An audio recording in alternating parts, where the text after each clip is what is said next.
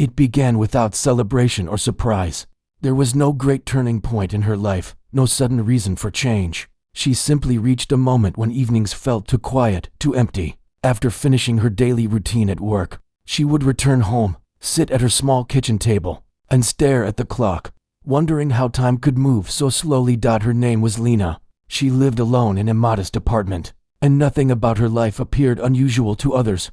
People who worked with her assumed she liked silence, because she rarely added more to conversations than necessary.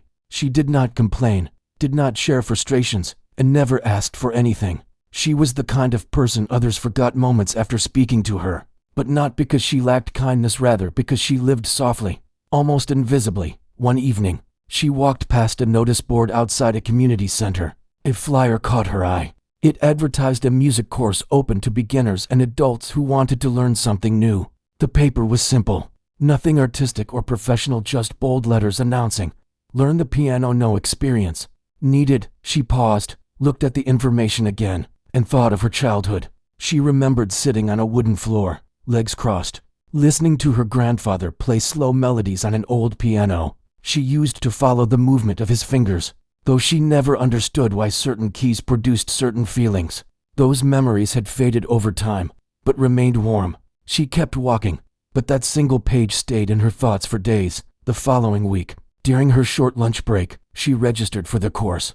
She did not expect it to mean anything more than a way to pass time. She wanted her evenings to feel useful. That was all. The first day of the class arrived. The room smelled of polished wood, and rows of digital pianos stood in order. There were a dozen students, most younger than her, some trying to fulfill a hobby, others hoping to learn a skill they once abandoned. The teachers welcomed everyone with practiced smiles. They were kind, though they seemed slightly rushed, like people used to repeating instructions. They assumed most students would soon discover how difficult music was and gradually stop showing up. Lena quietly chose a seat at the far end of the room. While others chatted, she opened the workbook handed to her. The cover had images of piano keys, small drawings showing finger placement.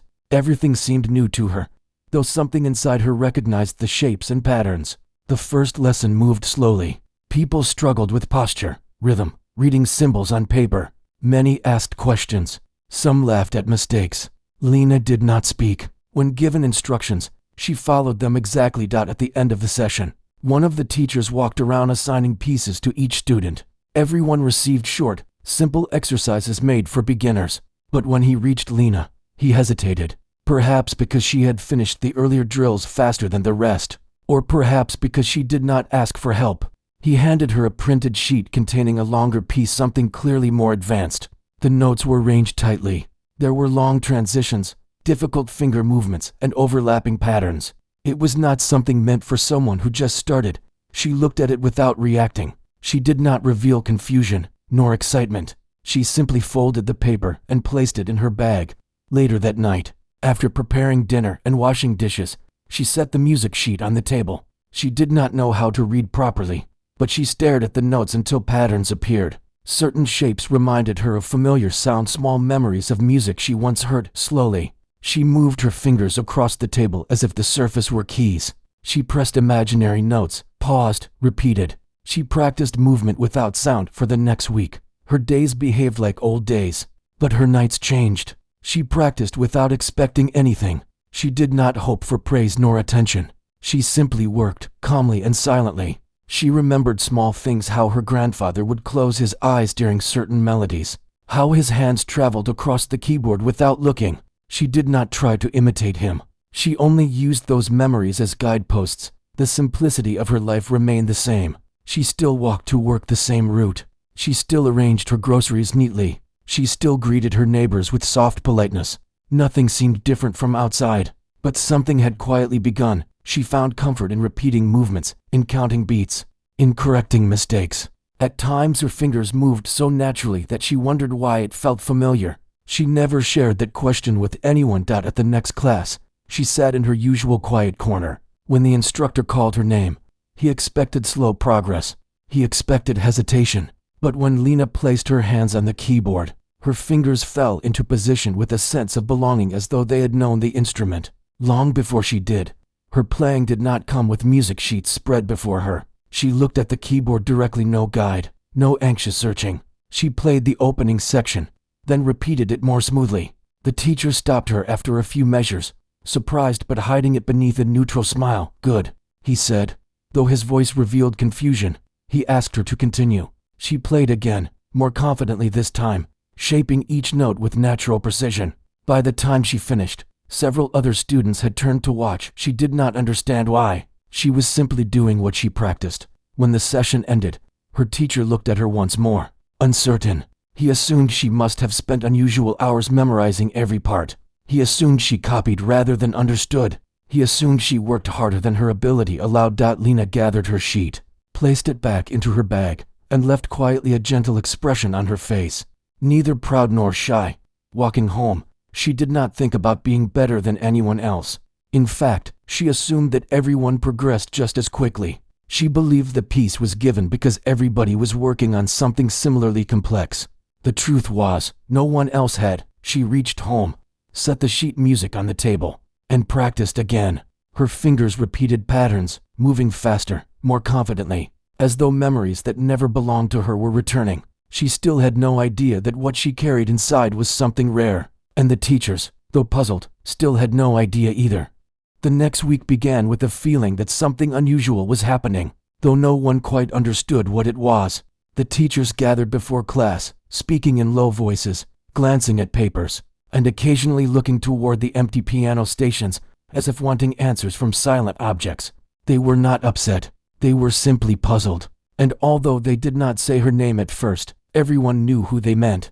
When Lena entered the room, nothing in her manner showed she had done anything extraordinary. She carried her music sheet folded neatly, walked to her usual corner, and set her bag down. She sat straight, brushed her hair behind her ear, and waited for instruction. The room eventually filled. Students chattered, some complaining about homework, others laughing about how difficult music was becoming. A few had not practiced and tried to hide nervous smiles. When the lesson began, the main instructor walked slowly, observing each learner. He assigned new drills, most of them simple finger movements and short sequences. Some students struggled, some improved only slightly. He reached Lena last. This time he handed her not just a complex passage, but an entire composition printed on 6 full pages. The notes were dense, jumps in rhythm appeared suddenly, and long flowing sequences stretched across measures. There were parts requiring both hands to move in different directions, speeds, and dynamics.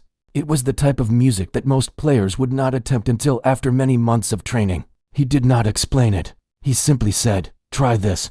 Take your time." She nodded softly. That night, she sat again at her kitchen table. Her small lamp lit a narrow circle of space, and the room felt quiet except for an occasional hum from her refrigerator. The music pages were spread out like a map she had never seen. She traced her fingers along the paper. Every cluster of notes meant something, though she did not yet know what. She tapped the table gently, repeating certain shapes. She whispered numbers under her breath: 1, 2, 3, 4, counting measures. There was no frustration in her eyes, only curiosity. Hours passed. Outside, streetlights flickered through her curtains. She kept her back straight, her hands moving over invisible keys. At times she paused, just long enough to breathe, then continued. No one saw her effort. No one saw how her wrists moved smoothly even when she made mistakes. No one knew how often she restarted sections, adjusting patterns until they felt right. When she finally went to bed, the music still lingered in her mind, not as paper, not as symbols, but as sound. The next day after work, she hurried to practice again. Nothing distracted her, not phone calls, not background noise, not tiredness from her long daily routine. Something in the music pulled her forward. The teachers had expected this piece to frustrate her, perhaps discourage her. Instead, it pushed her into a quiet world where concentration felt comforting. By the time the next lesson arrived, she understood the entire composition not by memory alone, but by instinct. She no longer needed to count aloud. Her body remembered movements her thoughts had not consciously formed. Class began with simple warm-up drills. Then the instructor announced that everyone would play individually so he could observe progress. People groaned, some joking about wishing to disappear. One by one they played. Some made mistakes, some stumbled, some apologized. The atmosphere was relaxed but slightly tense. Finally, he called her name. She walked up and sat at the front piano, a real one this time, not a digital instrument. The wooden surface felt cooler than expected, smoother too. She rested her fingers gently, waiting for permission. The room grew quieter than before. When she began, the first notes flowed softly, like slow breath. Then gradually, the music shifted into sharper tones, rapid transitions, and precise rhythms. Her hands separated comfortably, each moving with a purpose of its own. Her left hand kept steady, anchoring the bass of the piece. Her right hand built melody, shaping emotional waves that sounded almost deliberate. Though she had never been taught how to interpret music emotionally, she did not stop. She played the difficult sections without hesitation.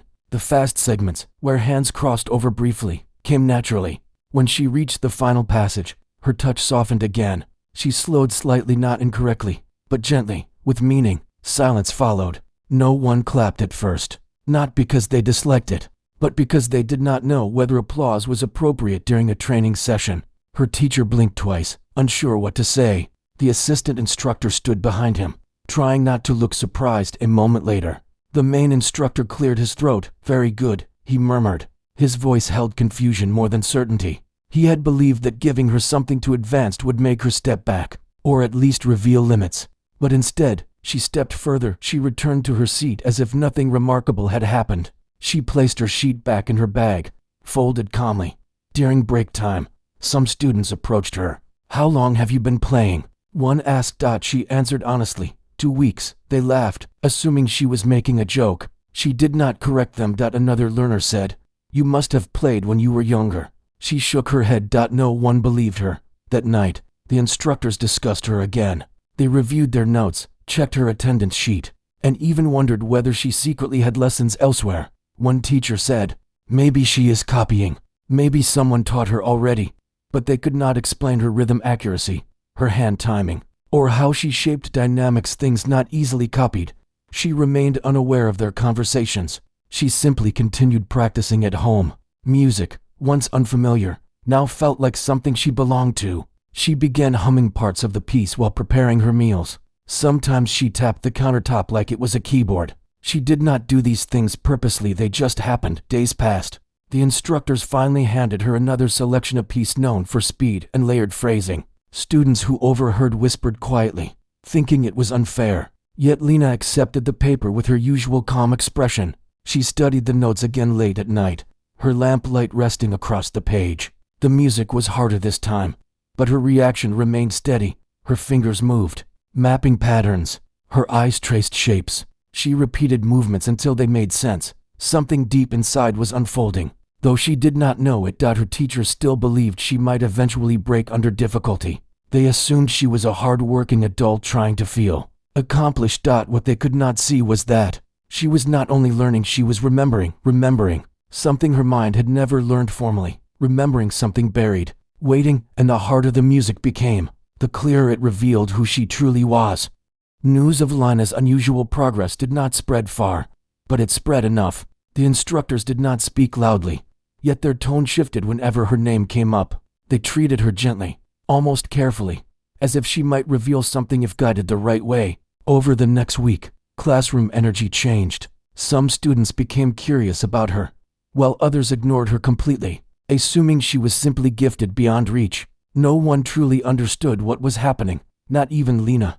When the next lesson day arrived, the sky outside was cloudy and faintly blue. People came in carrying notebooks, some wearing tired expressions from long hours at work. The atmosphere felt ordinary, yet something beneath it was different. The main instructor announced that each student would play a piece privately at the front piano, one at a time, while the rest continued practicing silently. This approach allowed him to evaluate everyone better. Most students looked nervous. They whispered quietly, some adjusting sheet music repeatedly. Lena waited calmly with her music folded. She had practiced night after night.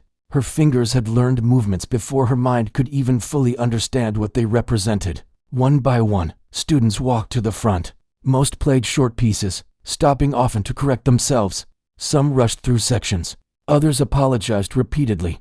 Then he called her name. She stepped forward, sat down, and carefully positioned her hands. Even before she started, the instructor leaned forward, as though expecting something unusual. She began softly. The first notes came out warm, gentle, flowing like a slow evening breeze. But within seconds, the melody grew into something more complex. Her hands separated again, each carrying a different responsibility. Her left hand shaped a structured foundation while her right hand traveled freely, building emotion and shaping tone. Her pace increased. The composition demanded sharp transitions, sudden pauses, and fast climbs. She did not hesitate, not once. Her fingers moved like they belonged to someone much older, someone who had touched thousands of keys, not someone who had barely begun. Then something surprising happened midway through the piece. The instructor stopped her. He asked her to begin again, but this time without the sheet. She nodded and placed the paper beside her. She restarted effortlessly. Not only did she remember the notes, she shaped them differently, adjusting volume, slowing certain parts, softening endings. She was not imitating memory. She was interpreting. When she finished, the classroom was so quiet that even shifting chairs sounded loud. The instructor stood for a moment, still processing. Then he nodded slowly. "Very good," he said. Though the words sounded too small for what he felt, she quietly returned to her seat. To her, nothing extraordinary happened. She simply played what she practiced. Later that evening, while students packed their bags, one of the instructors called her aside. He asked if she could stay a few extra minutes. She agreed. The rest of the students slowly left, chatting among themselves. When the room emptied, the instructor sat at the piano and asked, "How do you practice at home?" She explained with honesty, no special technique, no one teaching her, nothing beyond repetition. "I just look at the notes," she said, "and I try to see where they belong." "And how do you remember so fast?" he asked. She paused for a moment, then shrugged. She genuinely did not know. He played a simple chord progression on the piano, then asked her to repeat it. She did instantly. He changed the rhythm she followed. He added a more complex sequence. Deliberately out of pattern, she repeated it with both hands. The instructor leaned back. "You hear things differently," he said quietly. She did not understand what he meant. She assumed everyone could do this. The instructor thanked her and dismissed her gently. Walking home, Lena replayed the day in her thoughts, though she still failed to see what others saw. To her, music was simply a structure she could step into. That night, at her kitchen table, she unfolded the next piece the instructor had given her. This one was even more advanced, faster tempo, sharper transitions, expressive shifts. Parts of it looked nearly impossible for someone still early in training. She began studying again. Her fingers tapped patterns onto the surface.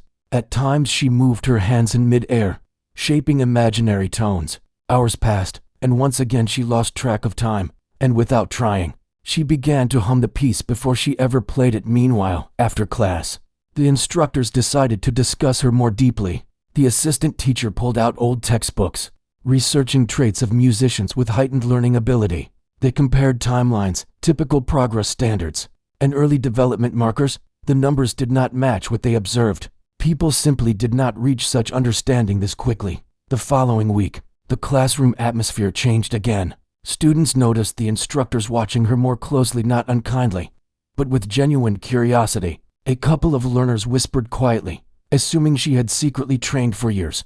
One student said, "She must have learned as a child." Another replied, "No one advances this fast without background." Yet Lena remained unaware of these assumptions. She practiced as if everything was perfectly normal. During the next session, the instructor asked her to sight read a piece she had never seen. He placed it in front of her and told her to try. Sight reading was something trained musicians often struggled with for years. She took a minute to look at the score. Then she started. She did not play perfectly, but she understood structure immediately. After 2 tries, she repeated the entire piece with minimal hesitation. The teacher looked stunned. "You don't read notes, you understand them," he finally said. She simply nodded, unsure what the difference was. There was no applause, no dramatic reaction, just a quiet acknowledgement that something rare was unfolding. Classes continued. Assignments changed. Students improved slowly. Yet each week, Lena carried music through difficulty and emerged on the other side without cracks. She learned pieces that should take months, sometimes within days. What no one understood was that she was not simply copying sound. She was constructing it, like building something from memory she had never studied. One instructor privately shared a thought that sounded almost unbelievable. "What if she has been carrying this ability without ever knowing?" The assistant replied, "Then we are witnessing something that was always there, waiting." They were not wrong.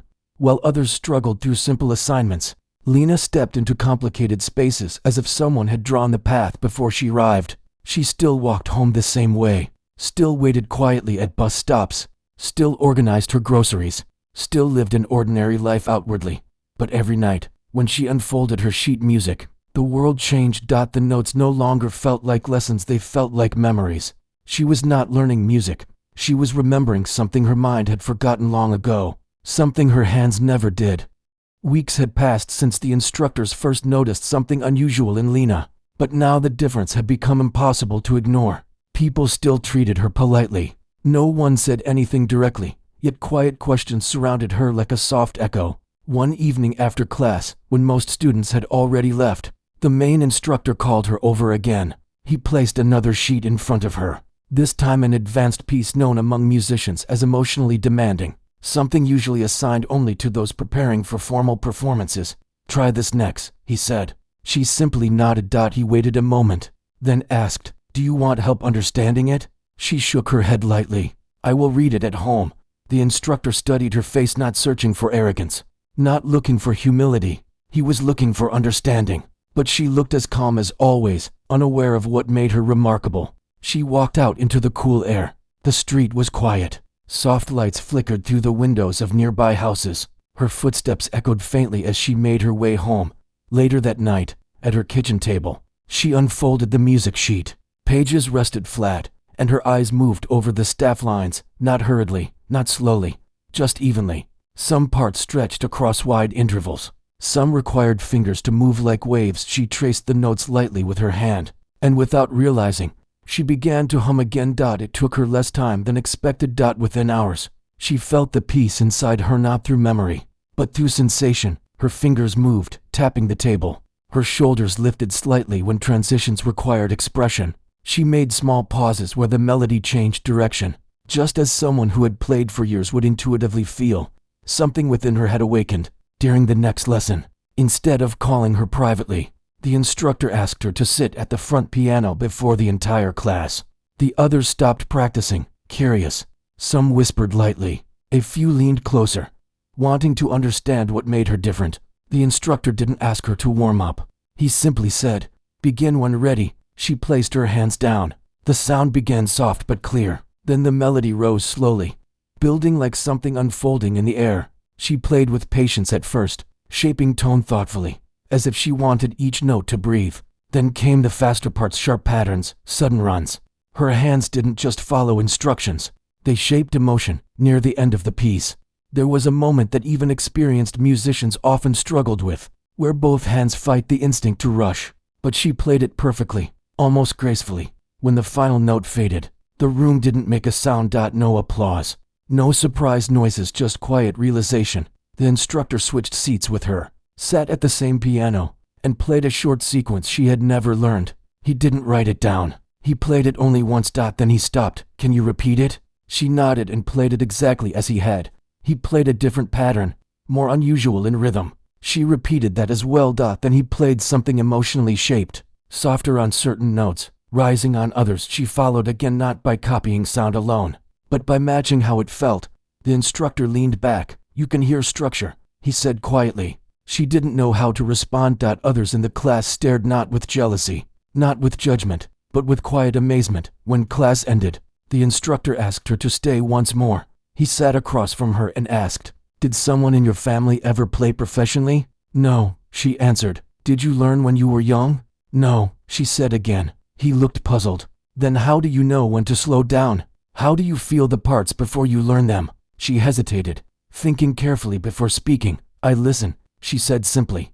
He nodded slowly, though that small answer did not fill the meaning he was looking for. That evening, he went home and did something unusual. He researched. He wanted to understand if there were cases where adults discovered natural musical ability late in life. He looked through studies, articles, documentaries. Some stories existed, rare ones. People who had grown up without training but later revealed deep instinct. People who understood music like a language they were never taught. People whose hands remembered what their minds never practiced. The more he read, the more convinced he became that Lena belonged to that group.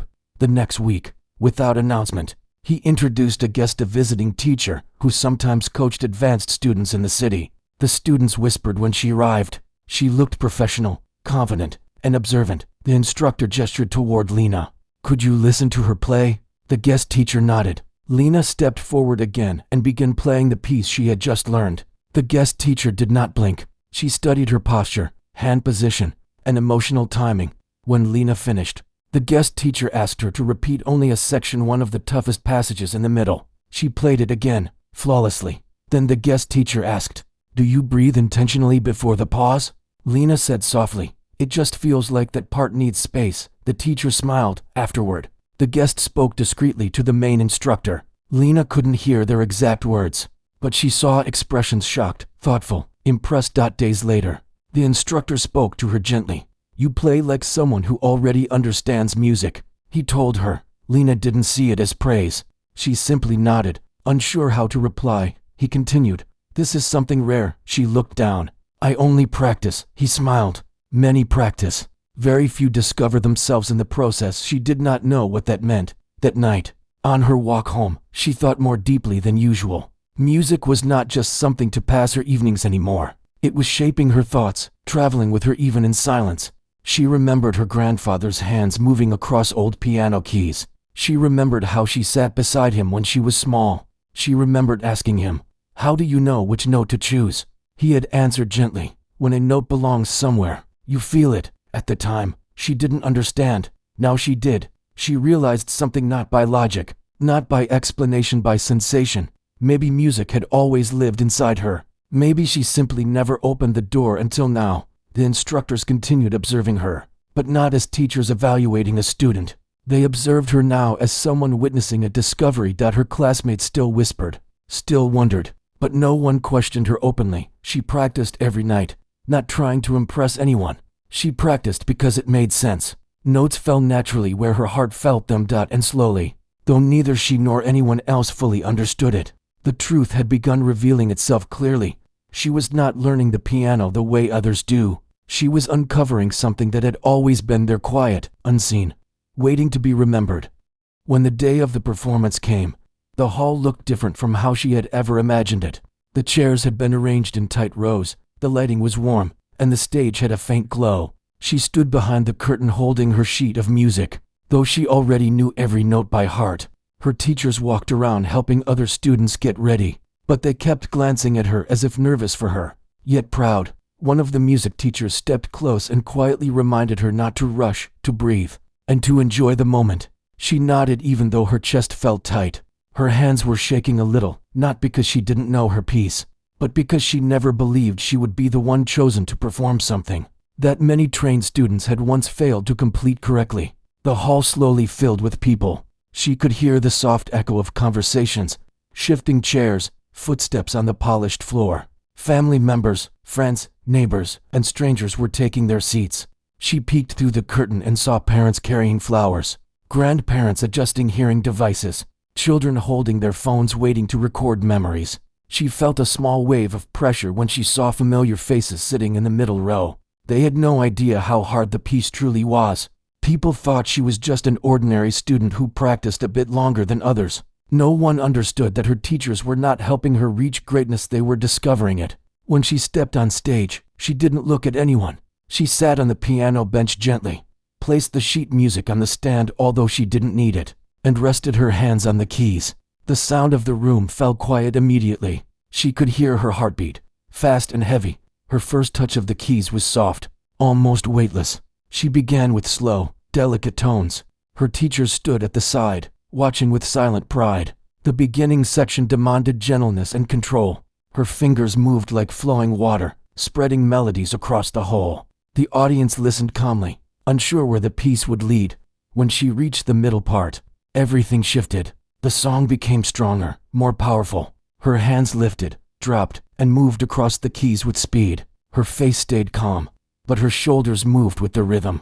She played as if guided by something older than instruction. The audience leaned forward. Even those who came only to support relatives were now paying attention to her. Then came the most complex passage. She had practiced it over and over for weeks, often until her fingers hurt. Her teachers had repeated the same advice each time. Slow, steady, then build up. It was fast and required precise timing, and if one note slipped, the flow would fall apart. She took a tiny breath, Her fingers moved before she realized they had started. She did not think, she simply played. Her hands flew, changing directions so quickly that even her teachers could barely follow. The sound grew richer, sharper, climbing to a peak. The movement looked impossible for someone her age, yet she played it naturally. Some people in the audience lifted their phones but then lowered them back down. Recording wasn't enough, they wanted to simply watch. The hall remained silent until she struck the final note. A soft vibration floated in the air. She lifted her hands and placed them on her lap. There was a pause, not confusion, not hesitation, just silence triggered by awe.